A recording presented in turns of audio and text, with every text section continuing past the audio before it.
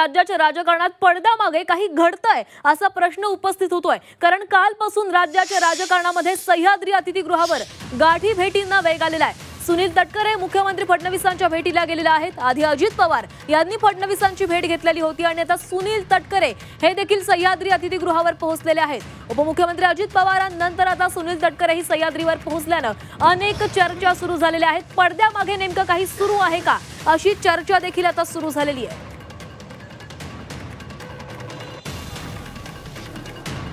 तर काल मुख्यमंत्री राज्यपालांना भेटलेले होते।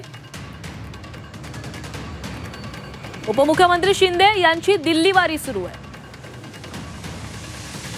दिल्लीत कार बदलून शिंदेंनी कुणाची भेट घेतली असं देखील सवाल आता उपस्थित झालेला आहे। तर सकाळी अजित पवारांनी फडणवीसांची भेट घेतली। भेटीनंतर मुख्यमंत्री सह्याद्री अतिथीगृहावर आले। सह्याद्रीवर सुनील तटकरे फडणवीसांच्या भेटीसाठी गेले।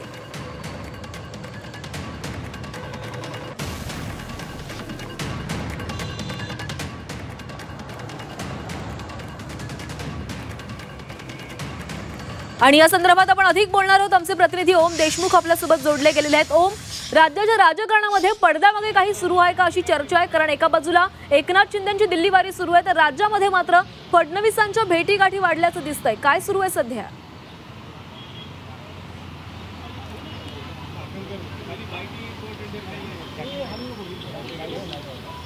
प्राची, खरं तर काल रात्री जेव्हा मुख्यमंत्री देवेंद्र फडणवीस, राज्यपाल सी.पी. राधाकृष्णन यांच्या भेटीला गेले तेव्हापासूनच खऱ्या अर्थानं चर्चा सुरू झाली की नेमकं पडद्याआड काही घडामोडी सुरू झाल्यात का। कारण अचानक मुख्यमंत्र्यांनी अशा पद्धतीनं राज्यपालांची भेट घेतली। तब्बल 20 ते 22 मिनिटं राज्यपाल आणि मुख्यमंत्र्यांमध्ये चर्चा झाली। तत्पूर्वीचा जर आपण घटनाक्रम पाहिला तर कॅबिनेट बैठकीमध्ये मंत्र्यांच्या बेजबाबदार वर्तन आणि बेजबाबदार विधानांवरून मुख्यमंत्र्यांनी तीव्र शब्दात नाराजी व्यक्त केली होती। जर यापुढे सुद्धा अशा प्रकारचे काही प्रकार घडले तर त्यावर कठोर कारवाई केली जाईल अशा प्रकारचे स्पष्ट इशारा मुख्यमंत्र्यांकडून देण्यात आला होता। त्यानंतर खऱ्या अर्थाने या सगळ्या घटनाक्रमाला आता पुन्हा एकदा वेग आलाय। आज सकाळपासून जर आपण ज्या पद्धतीने घटना घडतात त्याचा जर आपण अंदाज घेतला तर सकाळी उपमुख्यमंत्री अजित पवार यांनी मुख्यमंत्री देवेंद्र फडणवीसांची वर्षा बंगल्यावर जाऊन भेट घेतली। काही मिनिटांनंतर अजित पवार तिथून बाहेर पडले। त्यानंतर मुख्यमंत्री वर्षावरून बाहेर पडून सह्याद्री अतिथीगृहावर त्यांच्या नियमित शासकीय बैठकांसाठी दाखल झाले। त्यानंतर मुख्यमंत्र्यांची बैठक सुरू असताना राष्ट्रवादीचे प्रदेश अध्यक्ष सुनील तटकरे, खासदार सुनील तटकरे हे खऱ्या अर्थानं सह्याद्रीवरती आले। त्यांनी मुख्यमंत्र्यांच्या भेटीसाठी या ठिकाणी जे त्यांची नियोजित भेट होती त्यासाठी ते आले। त्यानंतर पुन्हा एकदा दुसऱ्यांदा अजित पवार मुख्यमंत्र्यांना भेटायला आले।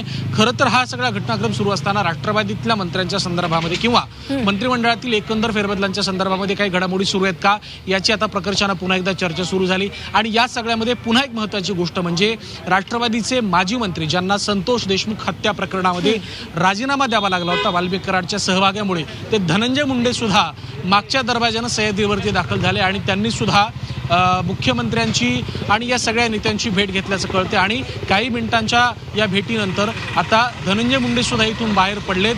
मात्र अजित पवारांनी सुनील तटकरे हे दोघे मात्र अजूनही मुख्यमंत्र्यांच्या समवेत सह्याद्री अतिथीगृहावरती आतमध्ये बसलेले आहेत। एकंदर जर आपण घटनाक्रम पाहिला तर माणिकराव कोकाटेंची विधानं त्यांना सामोरा जावं लागलं, त्यांना ज्या विरोधाला मोठ्या प्रमाणात सामोरं जावं लागलं, अजित पवारांचा रोष त्यांना ओढून घ्यावा लागला होता। त्यानंतर अजित पवारांनी त्यांना शेवटची एक समजूत सुद्धा त्यांची घातली होती की कशा पद्धतीने तुम्ही वादग्रस्त विधानं करून सरकारला अडचणीत आणताय। कुठेतरी राष्ट्रवादीतल्या अंतर्गत हालचाली ज्या त्या कुठेतरी त्या वेगानं घडायला सुरुवात झाली आहे। माणिकराव कोकाटेंचं कृषी मंत्रीपद राहणार की जाणार याची सुद्धा प्रकर्षानं एकदा सुरुवात झाली। खरं तर हायकोर्टानं कृषी साहित्य खरेदी घोटाळ्या प्रकरणातून धनंजय मुंडेंना क्लीन चिट दिल्यानंतर धनंजय मुंडेंचं राजकीय पुनर्वसन होणार का, त्यांना मंत्रिपदी पुन्हा घेतलं जाणार का याची चर्चा सुरू झाली होती। मात्र पुन्हा एकदा आता या सगळ्या चर्चा सुरू झाल्याच्या नंतर राष्ट्रवादीच्या नेत्यांनी धनंजय मुंडेंच्या सोबत मुख्यमंत्र्यांची घेतलेली भेट ही निश्चितच खूप महत्त्वाची आणि मोलाची मानली जाते। राज्यात मुख्यमंत्र्यांनी दिल्ली दौरा केल्यानंतर ज्या काही संभाव्य राजकीय बदलांची चर्चा सातत्यानं सुरू झाली आहे त्या राजकीय बदलांमध्ये धनंजय मुंडेंचं राजकीय पुनर्वसन हा सुद्धा एक प्रश्न महत्त्वाचा ठरतो की काय याची सुद्धा चर्चा सुरू झाली। आपल्याला सगळ्यांना माहिती आहे धनंजय मुंडे हे अजित पवार आणि सुनील तटकरे दोघांचेही निकटवर्तीय मात्र समजले जातात। परंतु सगळ्या प्रकरणांमधून धनंजय मुंडे अडचणीत आल्यामुळे त्यांचा राजीनामा झाला होता। मात्र अंतिमतः आता कोर्टानं त्यांना क्लीन चिट दिल्यानंतर धनंजय मुंडेंचा पुन्हा एकदा समावेश होतोय का आणि राज्य मंत्रिमंडळात पुन्हा एकदा काही फेरबदल होत आहेत का हे पाहणं खऱ्या अर्थानं महत्त्वाचं असणार आहे। प्राची, ओम, तू मांडलेला जो मुद्दा होता तो म्हणजे माणिकराव कोकाटेंसंदर्भातला. माणिकराव कोकाटेंवर कारवाई केली जाईल असं अजित पवारांनी सांगितलेलं होतं. मात्र कोणतीही कारवाई न झाल्यामुळे विरोधकांनी त्यांवर टीकेची झोड उठवलेली होती. आता या बैठकीमध्ये माणिकराव कोकाटेंवर कारवाई होण्यासंदर्भात काही फडणवीसांनी निर्णय घेतलेला असू शकतो का?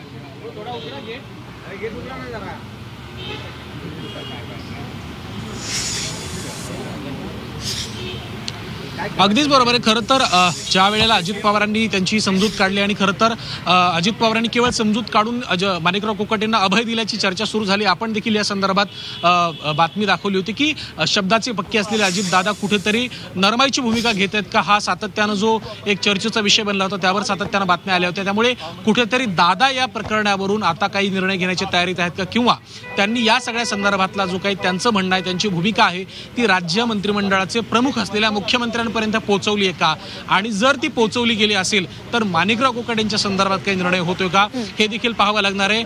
थोड्या वेळात राज्याचे मुख्यमंत्री देवेंद्र फडणवीस हे माध्यमांशी संवाद साधणार आहेत. या माध्यमांशी संवाद साधताना ते या सगळ्या प्रकरणावर नेमकं काय भाष्य करतात, राष्ट्रवादीच्या नेत्यांसोबत, वरिष्ठ नेत्यांसोबत, राष्ट्रवादीचे अध्यक्ष, राष्ट्रीय अध्यक्ष अजित पवार असतील किंवा प्रदेशाध्यक्ष सुनील तटकरे आणि धनंजय मुंडे, या तीनही महत्वाच्या नेत्यांसोबतच्या त्यांच्या जे काही बैठका आहेत, या बैठकांमध्ये नेमकं काय घडलं या संदर्भात मुख्यमंत्र्यांकडे स्पष्टपणे नाही परंतु काही सुतोवाच केलं जाते का, काही संकेत दिले जात आहेत का, हे देखील पाहणं खऱ्या अर्थानं महत्वाचं असणार आहे. त्यामुळे या बैठकीत काय झालं हे खूप महत्वाचं असेल, आणि जर या बैठकीमध्ये काही निर्णय झाला असेल तर राज्य मंत्रिमंडळात येत्या काळात बदल होऊ शकतात. या चर्चेला पुन्हा एकदा आजच्या या भेटीगाठींमुळे बळ मिळताना आपल्याला पाहायला मिळतंय. प्राची.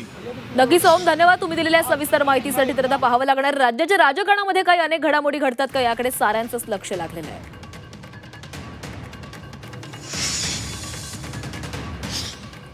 तर सह्याद्री अतिथीगृहावर गाठीभेटींचा सिलसिला सुरू झालेला आहे. माजी मंत्री धनंजय मुंडे हे देखील फडणवीसांची भेट घेण्यासाठी पोहोचलेले होते. फडणवीसांची भेट घेऊन धनंजय मुंडे तिथून निघालेले आहेत. अजित पवार आणि तटकरे अजूनही सह्याद्रीवर असल्याचं कळतंय. त्यामुळे राज्याच्या राजकारणात पडद्यामागे काही हालचाली सुरू आहेत का, काही घडतंय का, असा प्रश्न आता निर्माण झालेला आहे.